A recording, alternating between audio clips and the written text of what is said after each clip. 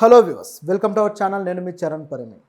ఈటెల రాజేందర్ ఉన్నట్టుండి హైడ్రా మీద పడ్డాడు. ఆయన గత 2 రోజుల నుంచి కూడా హైడ్రాని కొద్దిగా విమర్శలు చేస్తూ వివాదాస్పదంగా మారుస్తూ వెళ్తున్నారనమాట. ముఖ్యంగా పేదలకు సంబంధించిన భూముల విషయంలో నిన్న ఆయన మాట్లాడడం జరిగింది. దీంట్లో నాగేశ్వర్ కూడా, ప్రొఫెసర్ నాగేశ్వర్ గారి మీద కూడా ఆయన కొన్ని అనుచిత వ్యాఖ్యలు చేశారు. సో ఆయన ఏం మాట్లాడారు, దానికి నాగేశ్వర్ గారు కౌంటర్ కూడా ఇచ్చారు. అసలు హైడ్రా విషయంలో ఇప్పుడు కొత్తగా ఈటెల రాజేందర్ గారు ఎందుకు ఒక వివాదం క్రియేట్ చేశారు అనేది చూస్తే ఒక విషయం అర్థమవుతుంది. మామూలుగా హైడ్రా ఇప్పటిదాకా చేస్తున్న యాక్టివిటీస్లో ముఖ్యంగా బడా బాబులు, అలాగే పెద్ద వ్యక్తులు, రాజకీయ నాయకులకు సంబంధించిన ఏవైతే అక్రమ కట్టడాలు ఉన్నాయో వాటిని మాత్రమే కూలుస్తూ వస్తుంది.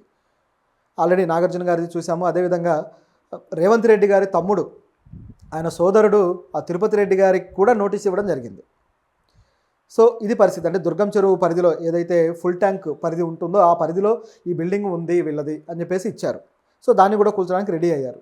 సో ఈ పరిస్థితిలో చేసుకుంటూ వెళ్తుంటే సడన్గా ఒక వాదన అయితే ముందుకు వచ్చింది. అదేంటంటే కంటోన్మెంట్ పరిధిలోని హస్మత్ సాగర్ అనే ఒక చెరువు, ఆ చెరువు పరిధిలో ఉన్న కొన్ని కాలనీస్ ఉన్నాయన్నమాట.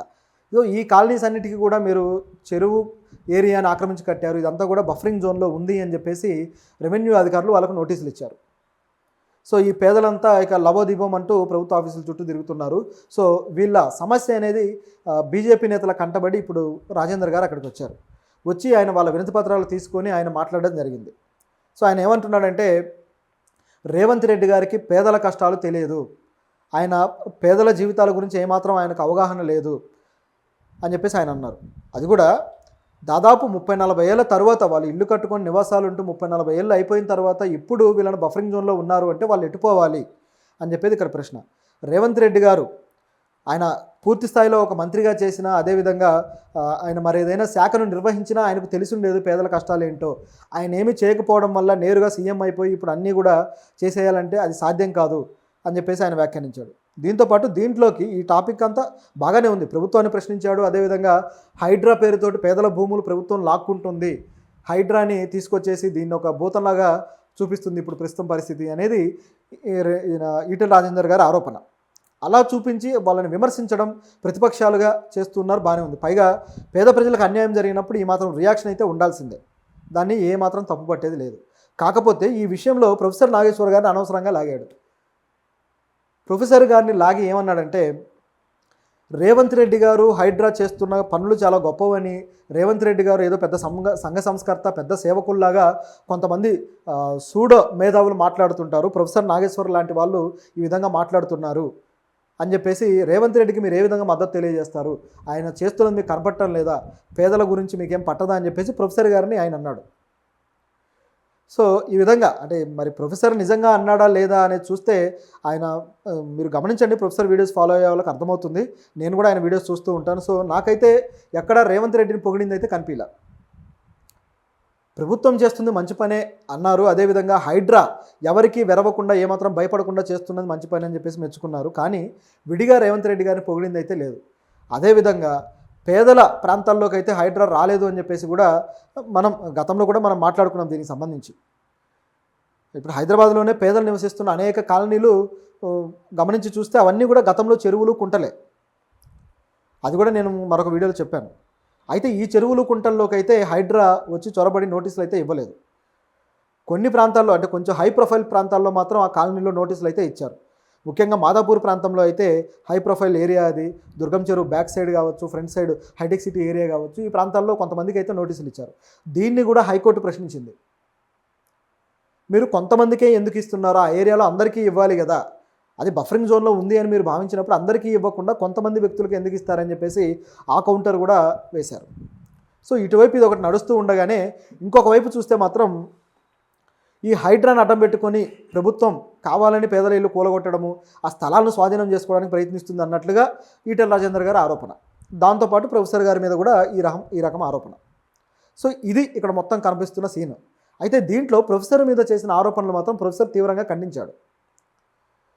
ఈటెల రాజేందర్ గారు, మిస్టర్ ఈటెల రాజేంద్ర, మీరు నోరు జారొద్దు అని చెప్పేసి ఆయన పెద్ద థంబ్నెయిల్ తోటి ఆయన వీడియో కూడా చేశాడు.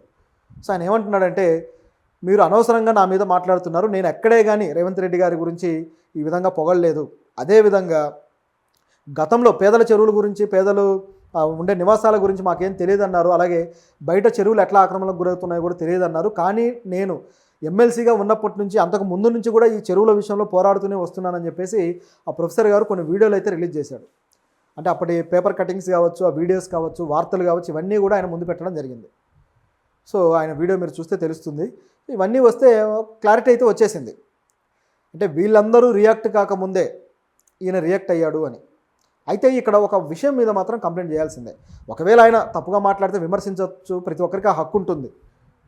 కాకపోతే ఇక్కడ ఏ విమర్శ వస్తుందంటే, ఎవరన్నా ప్రభుత్వాన్నో లేకపోతే తమ పార్టీల వాళ్ళను విమర్శిస్తే, లేకపోతే తమకు ఆపోజిట్ వ్యక్తుల్ని పొగిడితే వాళ్ళను సూడో మేధావులు అనే ముద్ర వేయడానికి ఈ మధ్య బీజేపీ వాళ్ళు విపరీతంగా ప్రయత్నిస్తున్నారు. అంటే గత బీజేపీ అధికారంలోకి వచ్చినప్పటి నుంచి చేస్తుంది ఇదే.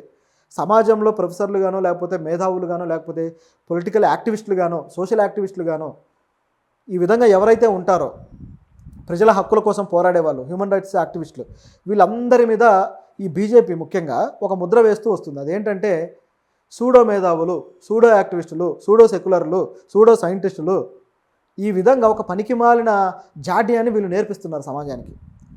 అంటే మంచి చెప్పేవాడు మంచి చెప్పొద్దు, చెబితే వాడు దొంగ.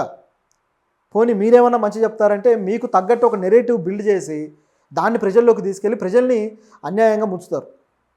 అది ఈ పార్టీలు చేస్తున్న పని. అంటే చాలా పార్టీలు అదే విధంగా ఉన్నాయనుకోండి. కాకపోతే ఈ సూడో అనే పదానికి మాత్రం పేటెంట్ రైట్ దక్కించుకుంది మాత్రం బీజేపీనే. సో గతంలో కూడా గౌరీ లంకేష్ గారు చనిపోయినప్పుడు కానీ, ఇలాంటివి జరిగినప్పుడు కూడా ఇలాంటివే సూడో జర్నలిస్టు, సూడో మేధావి అన్నారు అవన్నీ కూడా. మరి వీళ్ళకి ఎవరు మేధావులు అయ్యా అంటే వాళ్ళ పార్టీని పొగిడే వాళ్ళు మాత్రమే మేధావులు. భజన చేస్తే చాలు మేధావులు అన్నట్టుగా తయారైంది. వాళ్ళ పార్టీకి సపోర్ట్ చేస్తూ కొన్ని ఇండిపెండెంట్ యూట్యూబ్ ఛానల్స్ ఉన్నాయి, అలాగే కొన్ని పత్రికలు ఉన్నాయి, కొన్ని ఛానల్స్ కూడా ఉన్నాయి, ఇది శాటిలైట్ ఛానల్స్.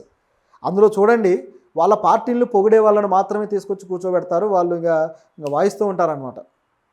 వాళ్ళకున్న తెలివితేటలు, విజ్ఞత, అవగాహన, నాలెడ్జ్ ఇవన్నీ కౌంటబుల్లే, అవన్నీ గ్రహించాల్సినవే. వాటిలో కొన్ని నిజాలు ఉండొచ్చు, కానీ వాళ్ళు ఈ పార్టీ చేసే తప్పులను ఏమాత్రం విమర్శించరు. అదేవిధంగా అవతలి పార్టీ వాళ్ళు, అంటే వ్యతిరేకంగా ఎవరైతే ఉంటారో వాళ్ళని తిట్టడానికి ఏమాత్రం వెనుకాడరు. ఆయా ఛానల్స్లో కూడా ఈ ప్రభుత్వాలు, అంటే బీజేపీ ఎన్డీఏ ప్రభుత్వం కావచ్చు, ఇక్కడ బీజేపీ నాయకులు కావచ్చు, వీళ్ళ మీద ఒక చిన్న విమర్శ కూడా ఉండదు ఈ ఛానల్స్లో. ఎందుకు ఉండదయ్యా అంటే సూడో. సో అంటే అలా విమర్శిస్తే వాడు సూడో, అలా మెయింటైన్ చేసుకుంటూ వస్తారనమాట. నిజానికి ఈటెల రాజేందర్ గారు ఏమి ఆర్ఎస్ఎస్లో పెరిగిన నాయకుడు కాదు, బీజేపీలో తయారైన నాయకుడు కాదు. ఆయన బీఆర్ఎస్ నుంచి వచ్చిన నాయకుడు. ఆయన బీఆర్ఎస్లో ఉన్నప్పుడే నాగార్జున కన్వెన్షన్ మీద ఈ బుల్డోజర్స్ తీసుకొని వెళ్తే తిరిగి అక్కడ ఏవో మంతనాలు జరిగి బుల్డోజర్స్ వెనక్కి వచ్చేసాయి. అప్పుడు మాత్రం నోరు మూసుకొని కూర్చున్నారు ఆయన. ఇప్పుడు మాత్రం అది ప్రశ్నిస్తున్నారు, హైడ్రా ఇట్లా అట్లా అని చెప్పేసి. సో ఇదంతా ఎలా ఉందంటే ఇదొక అవకాశంగా తీసుకొని ఎవరి మీద బురద జల్లాలో వాళ్ళ మీద చల్లుకుంటూ వెళ్ళిపోవడం లాగా ఉంది ప్రోగ్రాం. అయితే ఇందులో పేదలకు సంబంధించిన విషయాల్లో మాత్రం ప్రభుత్వం ఒక తప్పుడు అడిగేసిందని చెప్పక తప్పదు. అంటే కేవలం ఈటెల రాజేందర్ గారి ఈ విమర్శను మనం ఖచ్చితంగా కౌంటర్ చేయాల్సిందే. అలాగే పేదలకు సంబంధించిన మాట్లాడిన దాన్ని మాత్రం మనం అప్రిషియేట్ చేయాల్సిందే. ఎందుకంటే ఇక్కడ ఎవరికి ఏ పక్షపాతం ఉండదు. ఇప్పుడు జర్నలిజం అనేది పక్షపాతాలతో చేయాల్సిందే కాదు, అలా చేసేవాళ్ళు ఉంటే చేయొచ్చేమో, కానీ నిజాయితీగా ఉన్నదే అసలైన జర్నలిజం. నిజాయితీగా మాట్లాడినప్పుడే దానికంటూ ఒక వాల్యూ ఉంటుంది.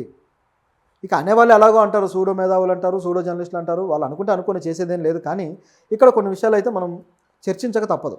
ఎందుకంటే ప్రజా ప్రయోజన విషయాలు ఇవన్నీ కూడా. రాజకీయ నాయకులు, పార్టీలకు సంబంధించి మాత్రమే కాదు కదా, ప్రజలు కూడా ఇందులో భాగస్తులే కాబట్టి మాట్లాడాలి.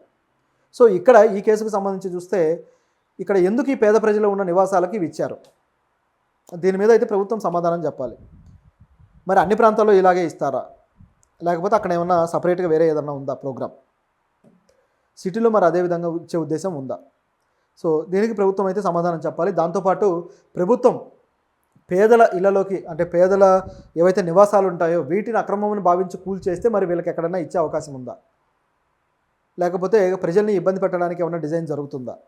సో ఇవన్నీ అన్నమాట ఇక్కడ ఉన్న క్వశ్చన్స్. సో ప్రస్తుతానికైతే హైడ్రా తన పని తను చేసుకుంటూ పోతుంది.